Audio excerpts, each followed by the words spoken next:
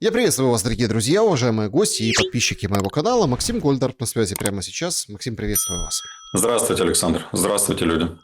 Начать наш разговор сегодняшний я хотел бы с жесточайшего информационного вала, которым забивается все на свете. А все на свете это прежде всего один человек, это Ермак. Он на этой неделе попытался скостить себе 140 миллионов, которые за него внесли даже с запасом. Показал браслетик, спустил носочек и все. Понимаете? Слушай, нет, не видел, как он носочки спускал. Ну ладно. Ну, спустил носочек, говорит, браслетик. Браслет. На ручке браслетики, вот эти каменные. Фенечки от гадалки. И на ножке тоже браслетик электронный, понимаете? Ну, там, правда, колдуны другие из Набу и САП. Но смотрите, вот эта вся история оборачивается жесточайшими, скажем так, вещами, да, откровенной накачкой ситуации по Беларуси, откровеннейшей. Военные эксперты, аналитики, служебные говорят, да нет там никого. Ну, то есть не прибавляются там никакие ударные возможности солдат. А учения провели, понятно почему. То есть сейчас ситуация геополитическая такая сложная. Но Зеленский проехался по всем городам и весям. Говорит, громады готовы, мы в состоянии, будем бить превентивно. Лукашенко пошел вон. Он же предлагал встретиться или в Беларуси, или в Украине. И вот будем готовиться. Плюс, конечно же, там жесточайшие последствия удара по Старобельску, по педагогическому колледжу. Совбез ООН собрался и четко показал, кто есть кто. Китай говорит, не бейте по гражданским все. США говорит, давайте уже прекращайте огонь, давайте заканчивать. Украина говорит, это дезинформация какая-то. Не верим мы. Ну и британцы тоже говорят, не верим мы, что, в общем-то, вот так вот все было иначе, а вы не пускаете там международных наблюдателей на свою территорию, типа россияне. Мне возникает вопрос, когда в таком случае там Старобельск, который как бы Украина, да, в понимании Украины, стала вот этой территорией, их территория имеется в виду российской, но об этом вообще никто не говорит, понимаете? И как можно было, получается, по своим же вот этот нанести удар. Короче, в общем-то, вот такая кровавая свистопляска продолжается ровно для того, чтобы никто не говорил о коррупционных скандалах. А заметьте, а никто и не говорит. Ермак посудился и ушел. Получается, у Зеленского все получилось. Больше того, вы заметьте, Зеленский ничего не говорит с того самого момента, как задержали Ермака. Ни слова. Тишина. Такое ощущение, что Ермак не его пятая нога, и ни его опора, ни его поддержка, ни его, по большому счету, голова, которая зарабатывала в том числе для него деньги и власть. Он отстранился, он не при делах. Совершенно верно. Мы с вами это... Ну, слово «предугадывать» мне не нравится. Это лучше пусть Вероника Фэншуй занимается этим для Ермака с фенечками вместе. И для Зеленского. Вот. Но они еще, кстати, добалуются с этой черной магией. Но я сейчас не об этом. Предугадывать слово не люблю, но мы с вами прогнозировали, что когда эта хрень разовьется, Зеленский будет максимально отвлекать от коррупционного скандала, от очередной партии украденных и легализованных миллионов долларов, будет отвлекать людей, Украину, первое, атаками дронов, второе, различными инсинуациями с возможным нападением, срочным, немедленным, огромным массивом лживой информации, и мы не ошиблись. Вы к тому, что перечислили по поводу происшедшего, не добавили один момент. На официальном уровне целая служба внешней разведки заявила о том, что все сейчас, что говорится о Ермаке, о коррупционном скандале, о коррупции Зеленского и вокруг Зеленского, все, что говорила Мендель, бывший пресс-секретарь Зеленского, замечательному американскому журналисту Карлсону, все это есть вранье, потому что это все придумал Кремль, это нарративы Кремля, Кремлю сейчас выгодно, чтобы так было. То есть это Кремль купил им и построил дома, вручил деньги на то, чтобы они это сделали. Это Кремль посадил вокруг Зеленского Шефиров, Миндичей, Цукерманов и остальных чистоплотных парней, которые в квартире обсуждали, сколько с военных оборонных заказов процентов нужно отдавать им. Это Кремль надоумил Шефира 50% забирать в их общак с Зеленским. Это все сделал Кремль. Понятное дело, что это сделано для того, чтобы максимально запудрить украинцам мозги, отвлечь их от того, что коррупция и режим Зеленского имеют знак равенства между собой, причем дикая кровавая коррупция. В этом, в общем-то, и состоит их задача, их забота. Более того, обратите внимание на две забавные, как сказала бы, наверное, это колдунья, фенечки. И Миндич, и теперь Цукерман обратились с исками в суд к Зеленскому на санкции, которые суровый и честный Зеленский ввел в отношении этих двух своих не очень порядочных и чистоплотных ребят. И они обратились в суд, типа, отмените санкции Зеленского. Зачем все это сделано? Ну, для того, чтобы показать публике шоу о том, что Зеленский здесь не при делах. Вы видите, бывшие друзья даже на меня в суд подают. Видите, какой я молодец, какой я справедливый. Я санкции правильно в отношении них ввел. Они теперь даже не знают, что делать. Такие вот серьезные санкции ввел. Все это шоу исключительно для того проводится, чтобы максимально сейчас отбелить от грязи, коррупции Зеленского и немножко отодвинуть его от этой шоблы, которая зарабатывала вместе с ним деньги. И все. И еще один момент, на который стоит обратить внимание, это то, насколько топорно и убого это производится. Все шьется даже не белыми нитками, оно даже не шьется. Так, знаете, неровные края кое-как сложили, скомкали и показывают дальше, как 95-й квартал показывают это все народу Украины. Это их отношение к нашей стране, к нашим людям, как к тупому быдлу. Они просто считают, что люди и это съедят, и это проглотят.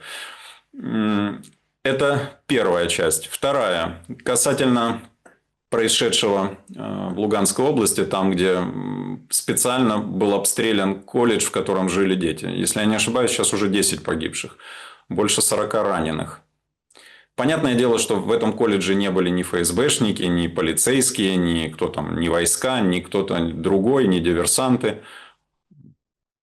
И вы абсолютно верно говорите, что как же так? Вы называете, я имею в виду украинская власть, называет Луганск, Донецк, Крым своими землями, территорией Украины, и при этом убивает там мирных людей. Убивает давно, с 2014 года.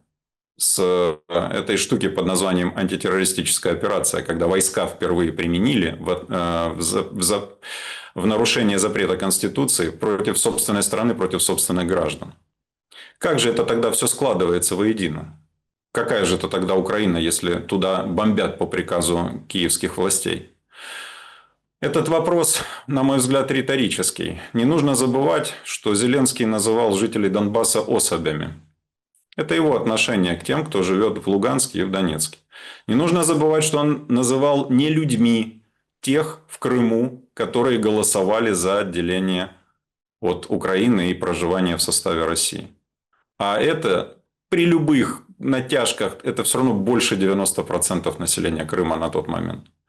Не нужно это забывать. Его отношение к людям не нужно забывать. Не нужно забывать, как его характеризовала его же пресс-секретарь. О том, что он не любит людей. Он мизантроп в этом смысле слова. Он чрезвычайно самовлюбленный человек, который испытывает ненависть к окружающим.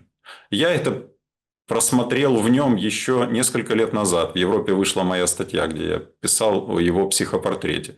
Я тогда предположил, что, по-видимому, ранние детские и подростковые раны сформировали в нем такой вот комплекс нелюбви к окружающим. Поэтому...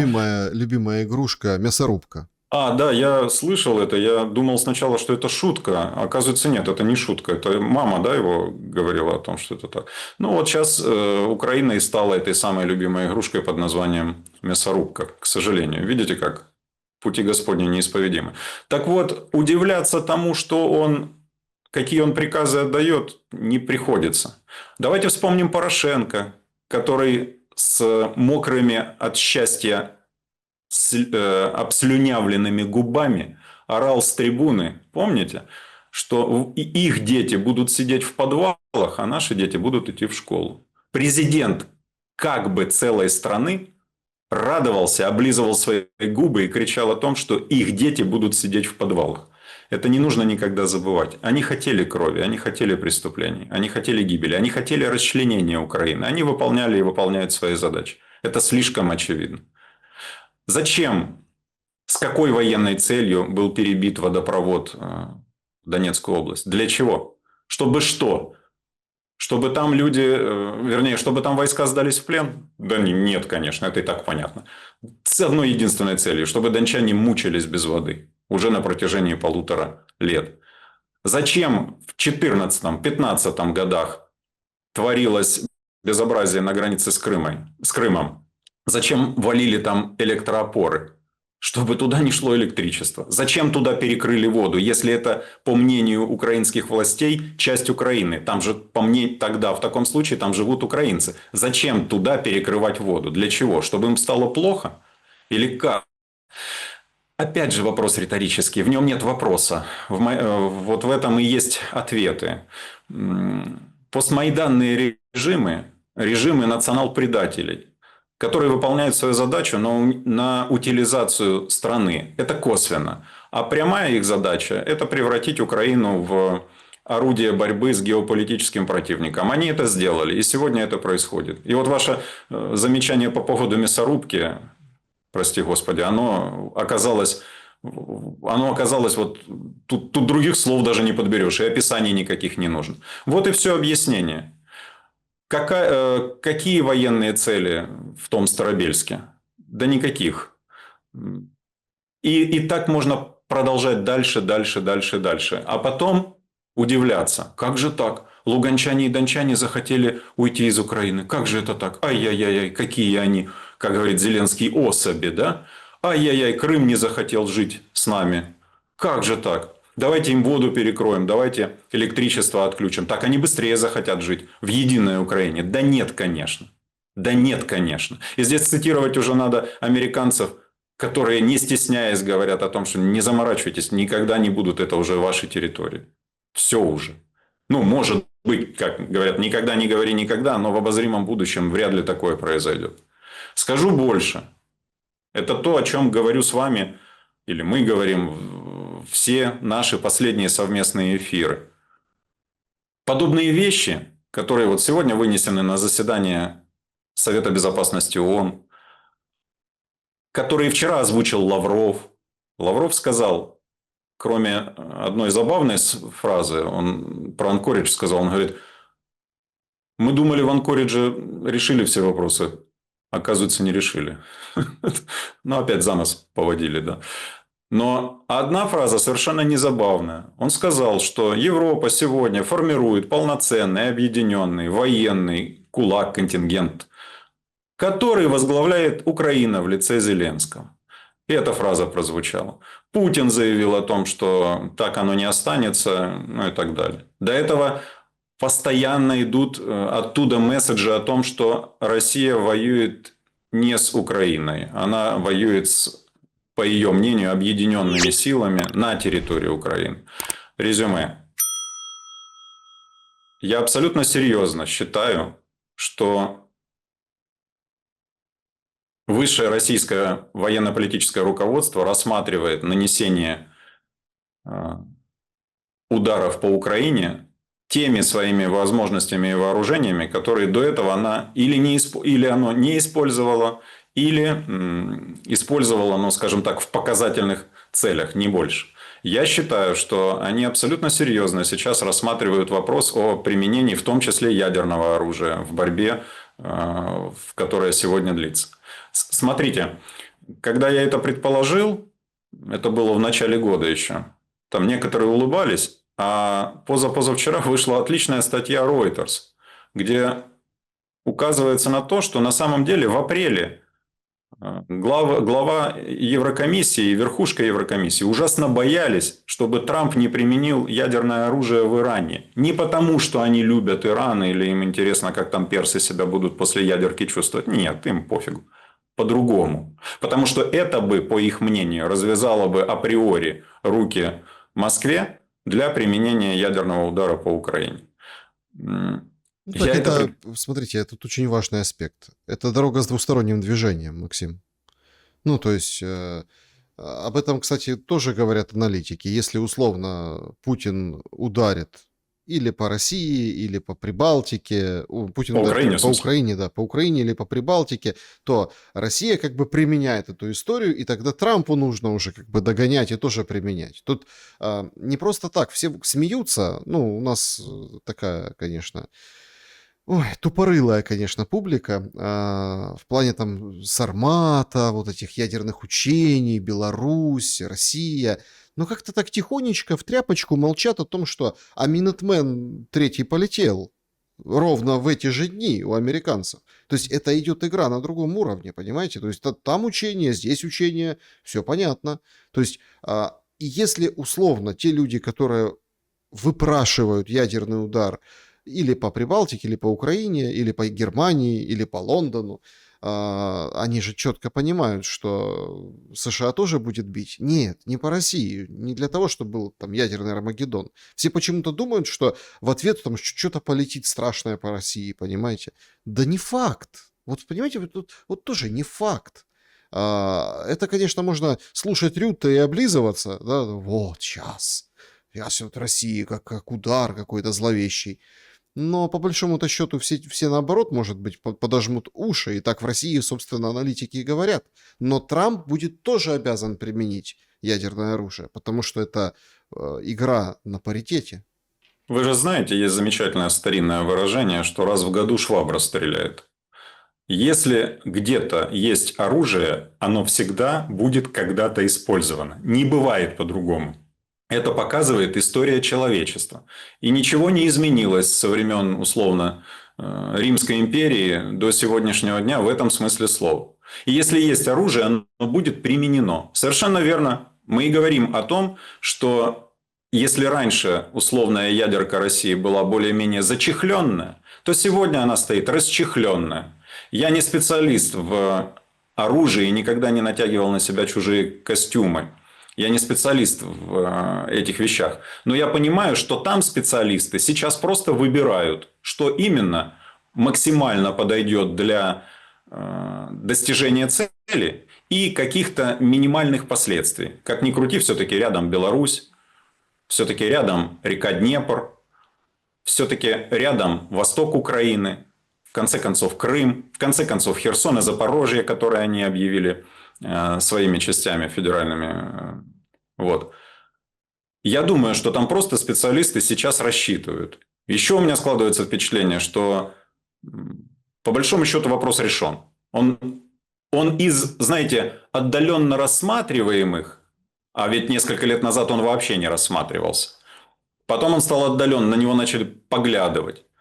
Так вот, он из отдаленно рассматриваемых сегодня уже не просто в категории рассматриваемых, а как вариант для того, чтобы закончить то, что начали, и что, по мнению сегодняшних русских бонз, если не будет закончена победой России, повлечет за собой катастрофу для той конструкции, которая в России выстроена. Кстати говоря, вы тогда назвали, я сослался на Келлога, по-моему, вы сказали, ну вот еще мы на идиота будем ссылаться.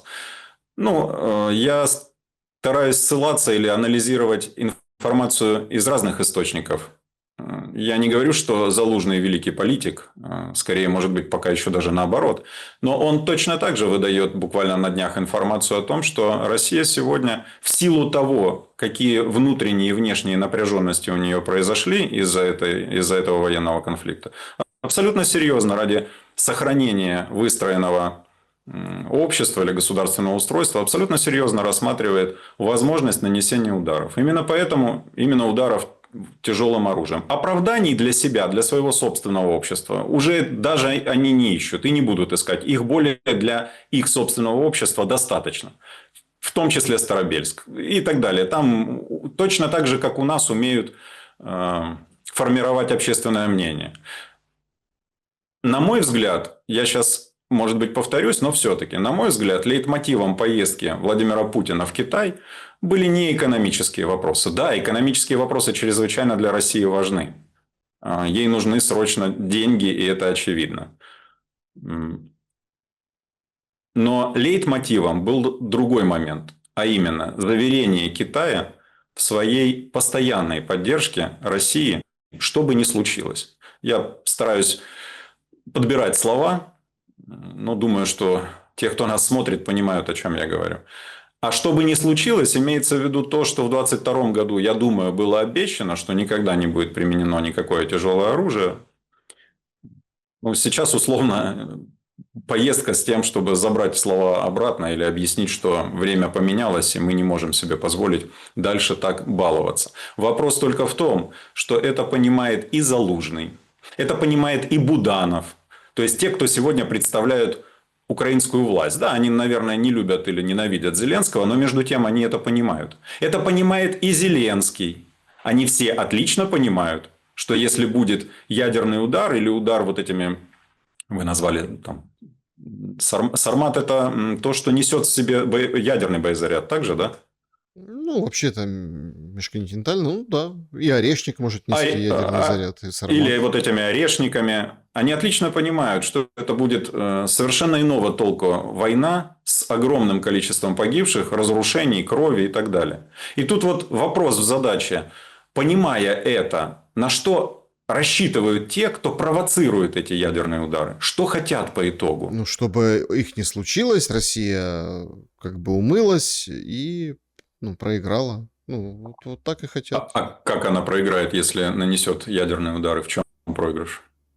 Ну, смотрите, все, это полная изоляция, как так? Это же какой-то ужас и Понятно. кошмар.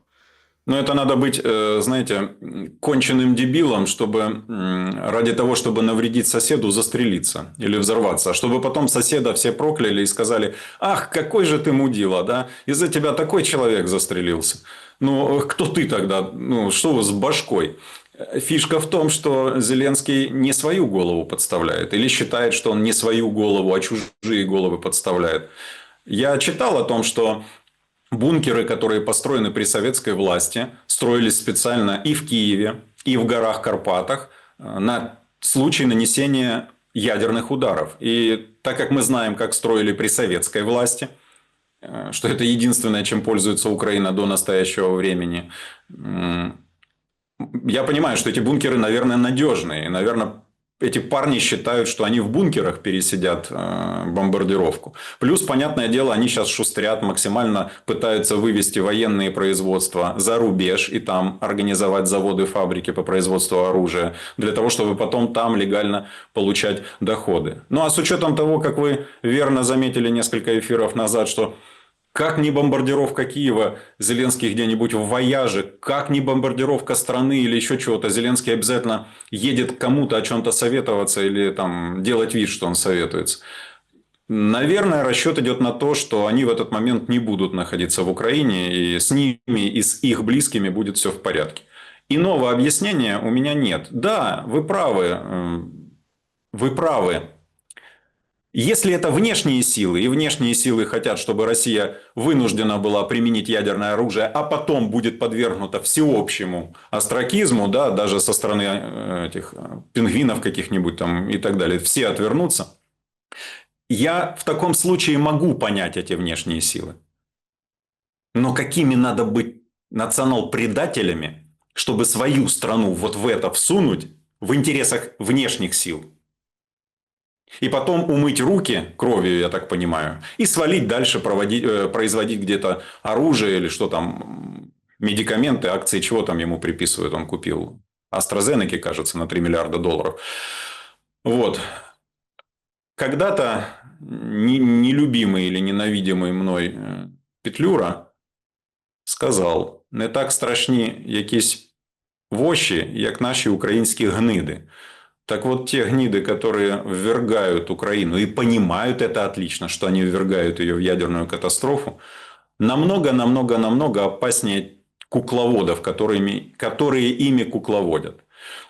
Две фразы, случайные они или нет, не знаю, но между тем они последовали друг за другом. Трамп, Путин оба сказали в короткий промежуток времени, что война идет к концу. Что вкладывают в эти фразы эти двое? Я не могу наверняка знать. Но полагаю, что на столе у Путина нет многих вариантов развития событий. И война идет к концу, мир для Украины возможен через два варианта. Первый – это сегодня подписание мира. Да, с учетом тех геополитических страхов и желаний Москвы, которые у нее есть. Да, именно так. И прекращение убийств, прекращение уничтожения людей, прекращение разрушения оставшейся Украины. И дальше возможность восстановления, а там, даст Бог, и развития. Это первый вариант. Второй вариант тоже мир. Только мир, который будет заключен после нанесения тех или иных страшных ударов. И после этого все равно нужно будет заключать мир. Ну вот, полагаю, так выглядит ситуация. Сейчас эти двое из ларца, эти Кушнер и Увитков, опять рулят в Москву. Рулят в Москву, и якобы лейтмотив поездки и цель поездки – это все-таки обсуждение окончания войны. Ну, посмотрим, как это будет развиваться. Я думаю, что назад они уедут с вопросом о том, что делает Вашингтон для того, чтобы война закончилась. Что делает Вашингтон для того, чтобы угомонить тех, кто хочет, чтобы над Украиной запылало ядерное зарево. Ну вот Рубио вчера вышел, сказал, что мы уходим, ну как бы мы вернемся как посредники, когда динамика будет другая. Так и все воспринимают вот эти ядерные удары как или там ну, вот такого рода удары, или каким-то тяжелым оружием, или безъядерные удары, но удары России по Европе, имеется в виду там по этим заводам. Ведь это же все как бы на виду. Россия не делает что-то такое экстраординарное. А по заводам в Европе они же адреса публиковали, помните? Все уже Я забыли. помню это. Ну, все забыли, понимаете? У нас как-то вот это все идет, чехарда. Они же ударят безъядерным. Это новая динамика. Ну, то есть, получается, с одной стороны, можно сказать, что американцы расписались в том, что они ни черта не могут сделать и умывают руки. С другой стороны, можно сказать, что эта новая динамика согласована. Европу она затронет, Украину, конечно, и Европу, и Украину, судя по всему, потому что на Старобельск надо будет отвечать. По Старобельску там приходят новости о том, что тоже, ведь, понимаете, все стало настолько циничным, настолько таким противным, вязким. Значит, разбирают же завалы этого колледжа, общежития и колледжа, а идет опять атака дронов. И об этом вот сообщают россияне. Украинцы, в свою очередь, сообщают, что в Сумах на окраине города идет там похоронная процессия, ну, солдата хоронят какого-то, да, идет удар дрона. Ну, то есть, смотрите, ничего святого ни у тех, ни у других. И это все вот так, чем дальше, тем больше этого всего ужаса происходит. Так вот, Америка, уходя, она уходит, чтобы вернуться, но при каких обстоятельствах? И тоже ведь очень такой поразительный, может быть, боковой, но такой интересный тренд. От Трампа отцепляются, отщелкиваются звено за звеном. Звено за звеном. Вот Тулси Габбард ушла. Ну, у нее там личные причины, у мужа рак, поэтому, собственно, она так и говорит. Мы там ряд расследований опубликуем обязательно и по COVID-19, и по биолабораториям, и то, что мы собрали. Поэтому как бы исполняющие обязанности уже есть. Но ведь это тоже очень знаковая история, когда от Трампа как бы отходят люди, знаковые люди. А у него вот такая политика сейчас в отношении вот этого духа Анкориджа и вообще переговоров Россия-Украина, Америка. Несомненно, это знаковые, и причем нехорошие знаковые моменты, потому что от него отходят бойцы, те, которые ему позволили прийти или помогли прийти на президентский престол. Габбард – одна из очень жестких политиков американских, которая всегда выворачивала наизнанку украинскую верхушку, брехливую, коррумпированную и национал-предательскую, которая рассказывала о том, каким образом Украину используют Соединенные Штаты, те при Байдене, при демократах, которая никогда не боялась своих врагов, которая, став начальником разведсообщества Америки, на свет вытащила спрятанные материалы и по ковиду, и по попытке воровства сотен миллионов долларов для того, чтобы потом отправить их в Украину и поделить, и часть вернуть для выборного процесса Байдена. И материалы по фальсификации участия России в избрании Трампа президентом. То есть, это, несомненно, боец и надежный боец. Я думаю, что то, что она объявила как официальную причину своего ухода, абсолютно просто, нельзя так говорить, наверное, но отмазка. Она не врач. И она не сможет лечить супруга. Его будут лечить врачи. И это абсолютно не мешало бы ей продолжать исполнять свои служебные обязанности на высоте. А она, очевидно, специалист неплохой оказалась. Просто произошли конфликты внутри администрации Трампа. К сожалению, он умеет устраивать конфликты, он умеет устраивать раздоры. Зачем он это делает, я лично не знаю. Точно так же произошло с Марджорет Грин, замечательная, крепкая конгрессмен, которая до этого была, все делала для того, чтобы Трамп победил на президентских выборах. Сейчас, насколько до этого ушла генеральный прокурор Бонди, точно так же верный человек для Трампа. И не думаю, что всеми этими действиями Трамп усиливает себя и усиливает свою команду. Я думаю, происходит ослабление. Сейчас, насколько я понимаю, собираются убрать и директора ФБР. Большие ошибки. О Пентагоне молчу, там своя свистопляска происходит. Пачками генералов снимают, потом других назначают и так далее. Все это, с одной стороны, может говорить о том, что Трамп пытается себя окружить еще более верными людьми. Но с учетом того, кто уходит, я думаю, что он как раз стреляет себе в ноги. И тем самым ослабевает его позиция. И тем самым подтверждаются наши с вами давние выводы о том, чего же ждет Зеленский. Помните вопрос? Чего же он ждет? А он ждет, что Трампа не станет в овальном кабинете. Вот чего он ждет. Глядя на те тенденции, которые сам вокруг себя умеет запустить Трамп, а также получая информацию, условно, из дипстейта, глубинную информацию, ту информацию, о которой мы можем догадываться или можем прийти к тем или иным выводам с помощью анализов, он получает эти данные напрямую. О том, что, допустим, положение Трампа крайне нестабильная и вполне возможно ближайшая или скорейшая смена, уход и так далее. Он этого ждет. Это слишком очевидно. Он уже не особо стесняется это показывать. Это что касается Трампа и происходящего вокруг него. Теперь касательно участия Америки в украинском конфликте. То, что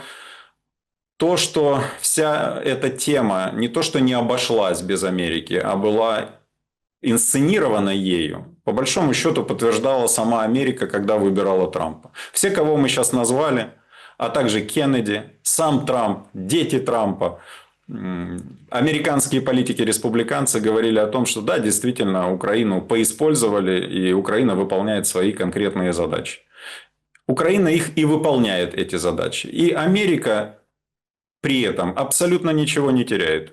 Военно-промышленный комплекс Америки зарабатывает деньги. Россия, противник Америки, ослабляется. Европа, союзник Америки, ослабляется. И все больше и больше попадает под давление и влияние Америки. Все больше и больше на ней Америка зарабатывает деньги. То есть, кто из этого всего рая выйдет победителем, вот точно при своих или не при своих, а при прибыли останутся здесь американцы.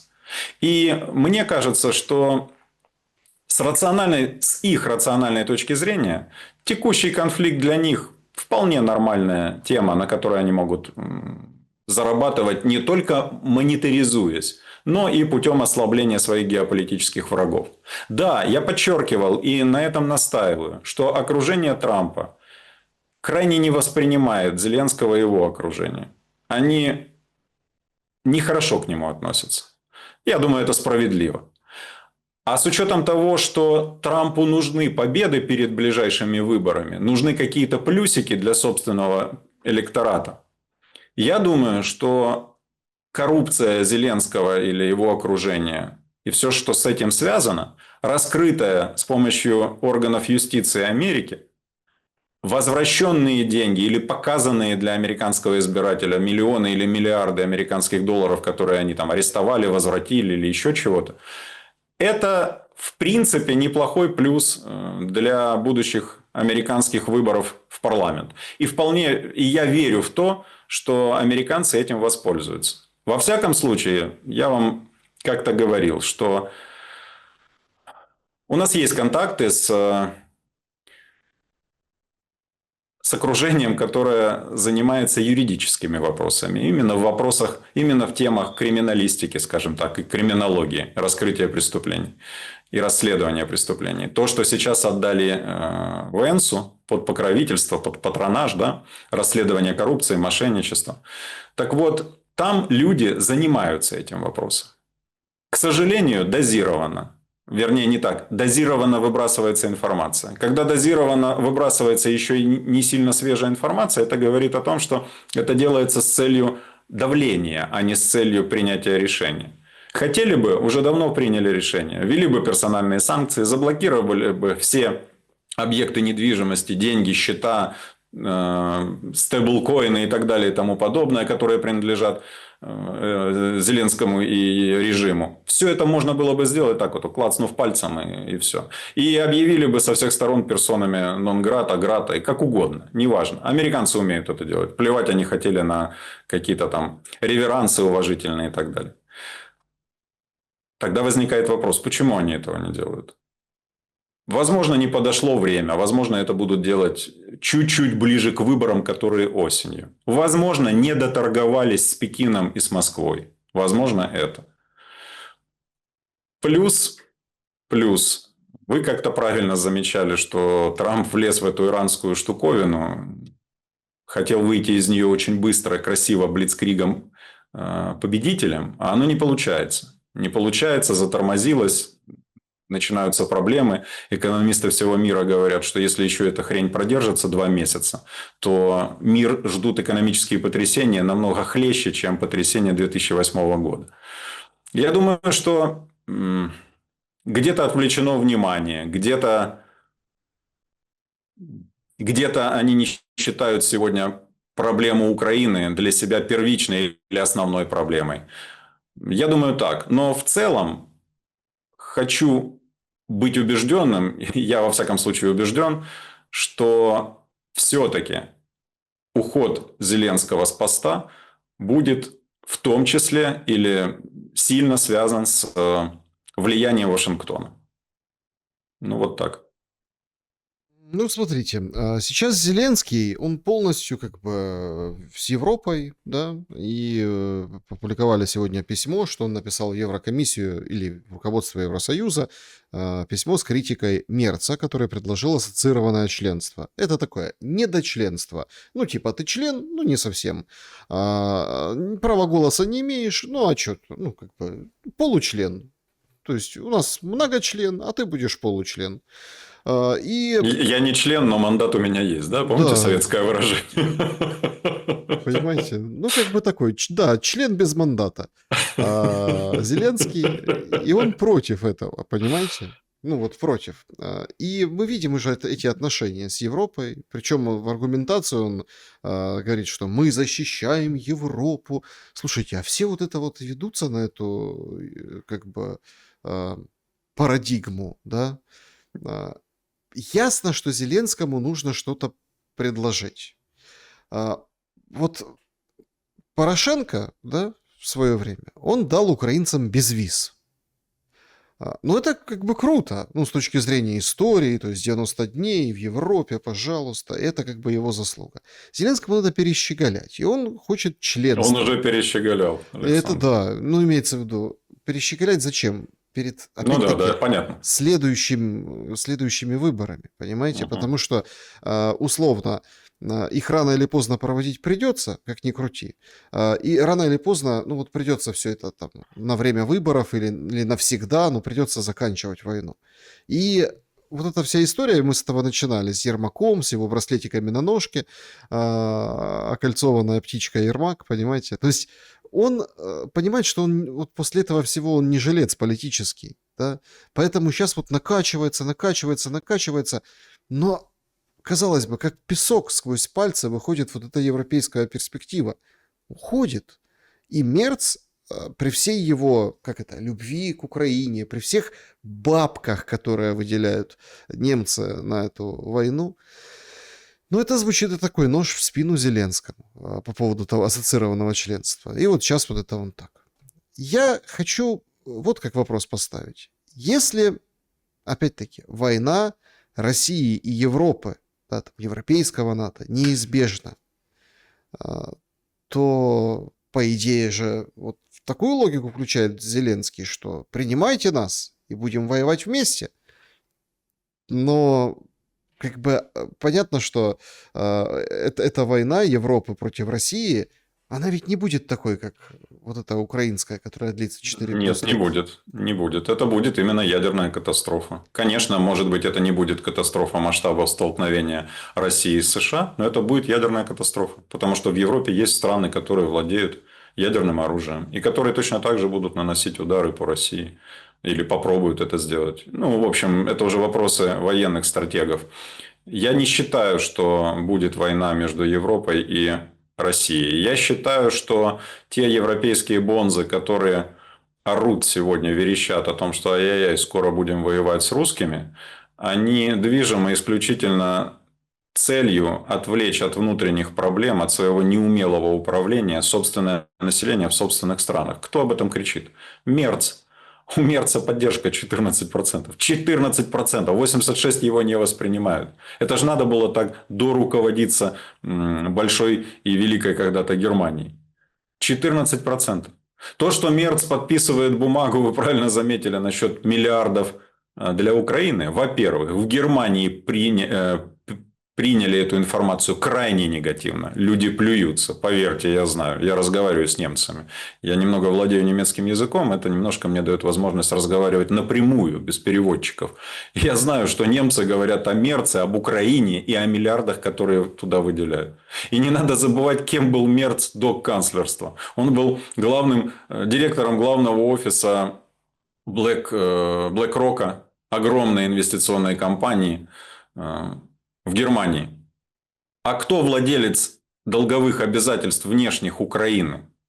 25 или 30% этих обязательств принадлежит BlackRock. И BlackRock получает по ним купоны, проценты, очень большие, не 2,3% в год. То есть он получает столько, сколько не получит по другим ценным бумагам. А как их получить, если в Украине денег нет? Надо, чтобы Германия прокредитовала Украину, чтобы забрать эти деньги. А там плевать, что там с германскими деньгами, с украинскими. Это неинтересно. Мерц выполняет свою задачу. Здесь как раз все настолько двухходово, в общем-то, и настолько не стесняясь. Несомненно, почему немцы терпят. Хотя, опять же, немцы не совсем терпят. Вы посмотрите, вся Восточная Германия, бывшая ГДР, они сегодня голосуют за АФД. Они голосуют за альтернативу для Германии. За правую партию. Проигрывают по всем, им по муниципалитетам и по федеральным землям. Проигрывают традиционные ХДС, ХСС и социал-демократы. Так вот, рассказами о том, что скоро будет война между Европой и Россией, неумелые у себя европейские политики пытаются отвести внимание от собственных проблем в собственных странах. Я уверен, что такой войны не будет, потому что европейские богачи и элиты точно так же отдают себе отчет, что их активы испепелятся, испарятся, как угодно от ядерных взрывов, и им это не нужно. Уверен, что это так. Уверен. Выделяемые же деньги, огромные деньги, это всегда почва и возможность для заработать. Вспомните, мы же с вами даже немножко шутили, когда только первый транш, еще его не дали, его еще не перечислили, а тут, ёб твою мать, раз принц уже приехал. Ну вот негде ему больше по миру шататься, кроме как смотаться в Украину, попереживать и потом привет Трампу передать.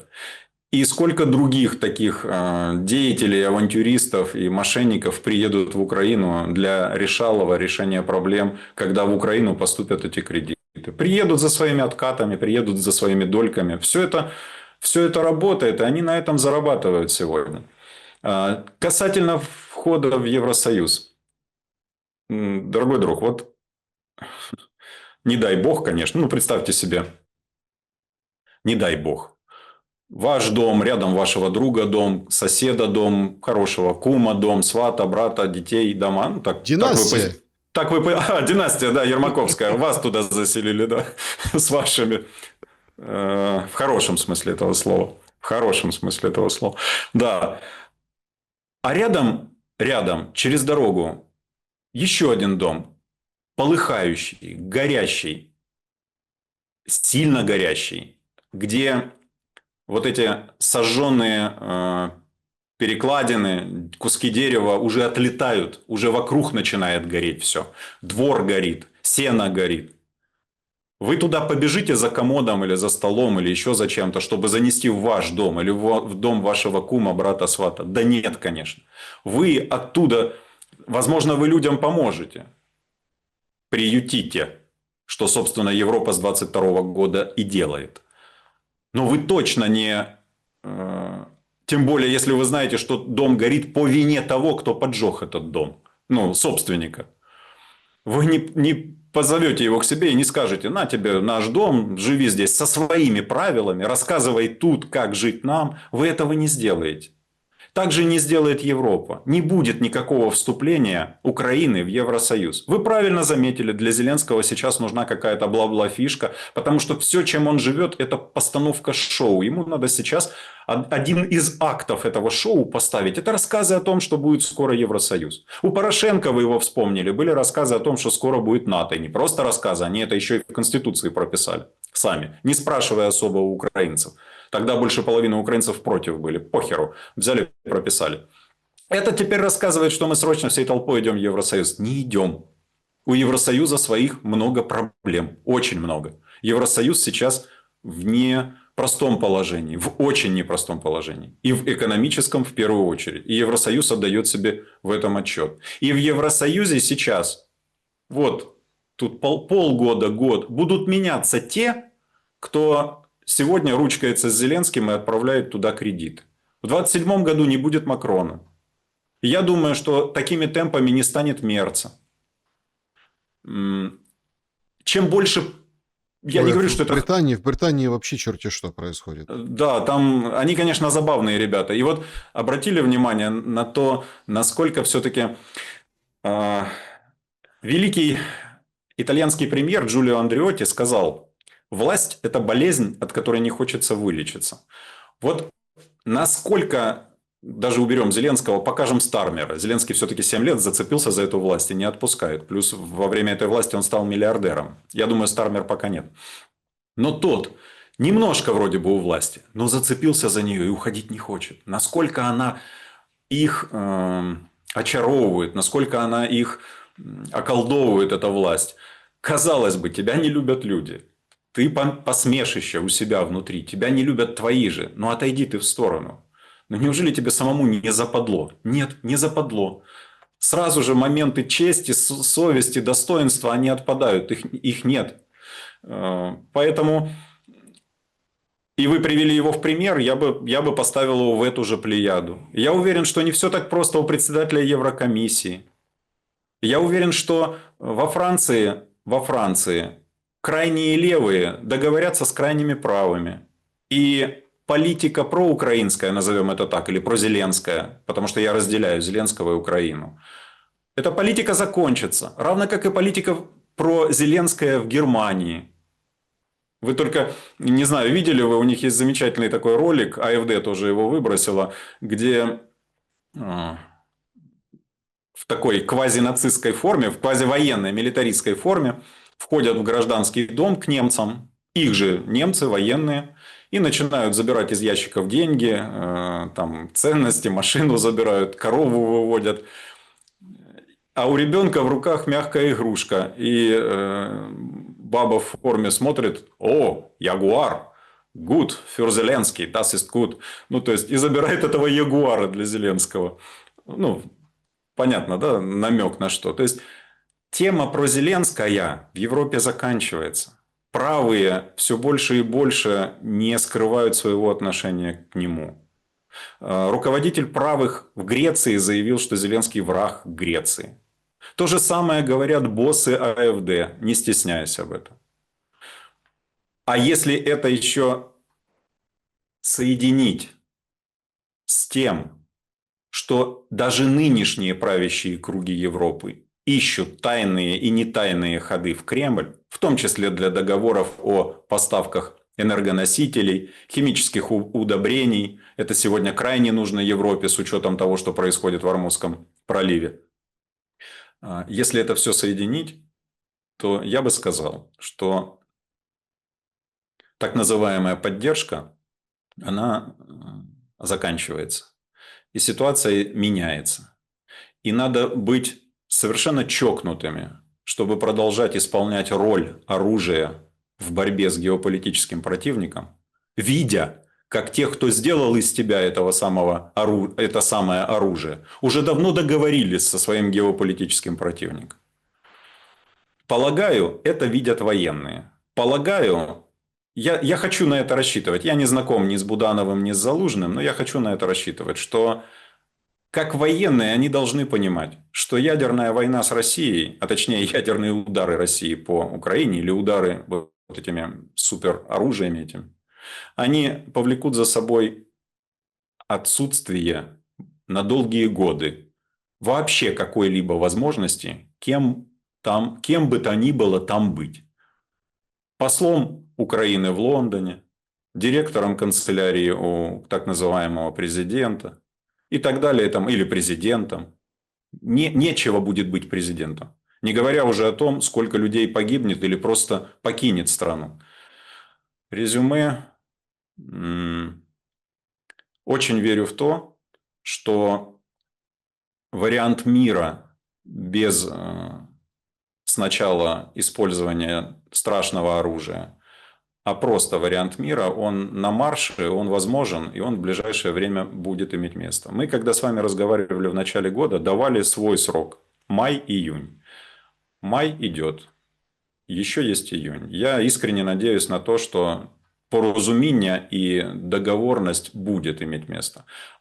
А катализатором к тому, чтобы понудить тех, кто хочет войну продолжать в Украине, станут новые антикоррупционные расследования. Я думаю, такое будет. Полагаю, так. Вы посмотрите, вот знаете, все так с презрением, с таким, понятное дело, отнеслись к вот этому скандалу по полицейским, где руководство нескольких областных управлений полиции крышевало Порно-ужас. порнуху, эротику или блядство, я прошу прощения. Ну, торговлю людьми, так называемую, проституцию. Помните, да, это недавнего.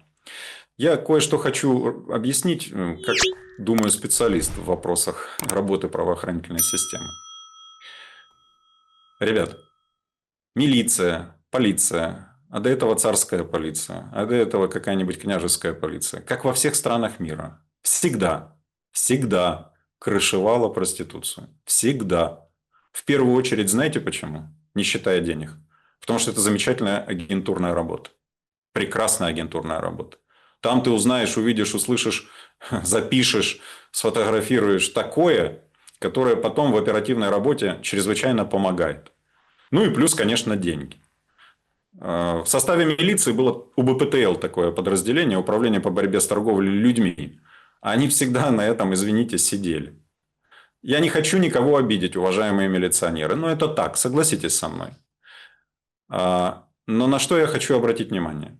крышевание этого вида, ну, назовем так, преступности не влекло за собой увеличение количества убийств, усиление наркотрафиков, увеличение разбоев, увеличение вымогательств, уклонение от уплаты налогов. Нет, такого не было. Это вот такая сторона человеческой жизни, которую назвали незаконной, но она есть. СБУ, которые хлопнули этих полицейских, крышуют гораздо более страшные вещи. Испокон веков трафик тяжелых наркотиков по Украине – это СБУ. Испокон веков серьезный контрабас – это СБУ. Испокон веков огромное количество предприятий, а особенно сейчас, когда война идет, обложено данью СБУшниками, которые пугают эти предприятия, что мы вас завтра обвиним в способствовании Кремлю, Москве там, и так далее. Ну, как обычно. Это тоже СБУ. То есть, уж если где кто крышует тяжкие преступления, то это там. Это не эти милиционеры. Еще раз, я их не оправдываю. Несомненно, уровень замначальника полиции области, начальник полиции области, это уже утяжеляет их ответственность, даже если сумма взяток 20 тысяч долларов в месяц.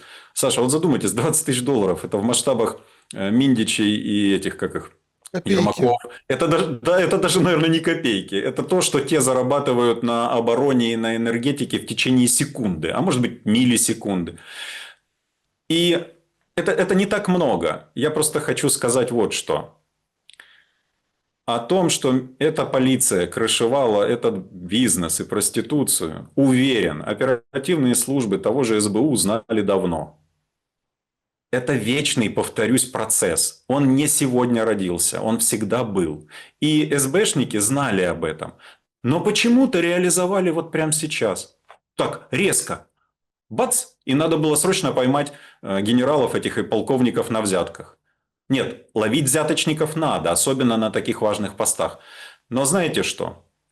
Помните, больше месяца назад была вот эта ситуация с полицейскими в торговом центре, где они убежали, и там люди погибли.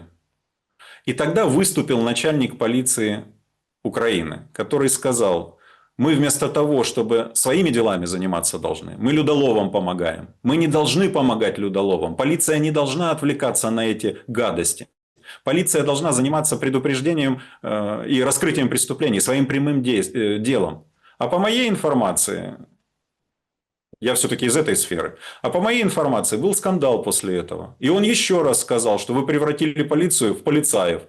Люди нас ненавидят так же, как ненавидят ваших людоловов. И была бы моя воля, я бы давно полицию забрал бы с этого всего, с этих поганых ланив.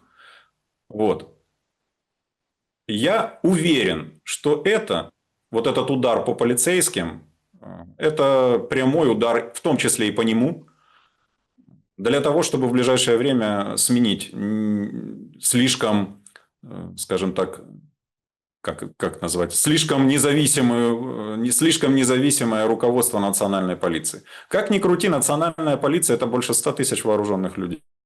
И при правильной постановке вопроса, кто знает, как она может быть использована и чью сторону она примет – народа или режима. Я полагаю, что этот скандал родился именно в связи с этим, а не в связи с тем, что мы узнали, что полицейские крышуют проституток. Да всегда они крышевали проституток. Александр, я вас убеждаю в этом. Спросите у любого, кто погоны носит или носил. Это, скажем так, ненормальное, нормальное профессиональное явление. Повторюсь, равно как СБшники всегда крышевали трафик тяжелых наркотиков, контрабанду, импортный НДС, разворовывание денег, банковские аферы. Всегда так было. Резюме? Резюме такое.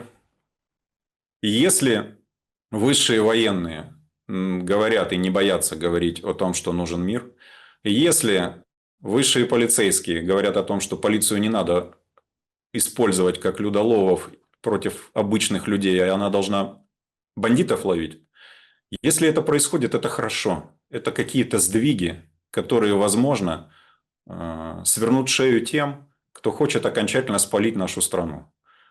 Или, как минимум, это индикаторы. Это хорошие индикаторы. Пусть они будут. Ну, вот так. Но повторюсь еще раз, я точно не оправдываю этих милицейских генералов, которые вот оказались в этом замазаны. Не надо было быть замазанным, умнее надо было быть. Что ж это так?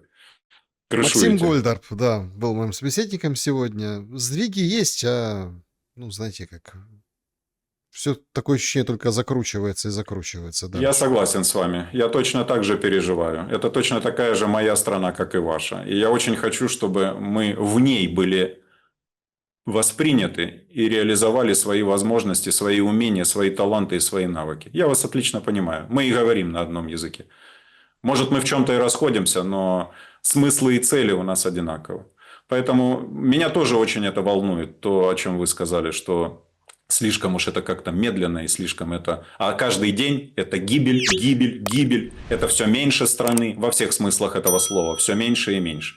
Я с вами согласен. То, что мы можем сегодня делать, мы делаем. Вы делаете со своей стороны, мы делаем со своей стороны.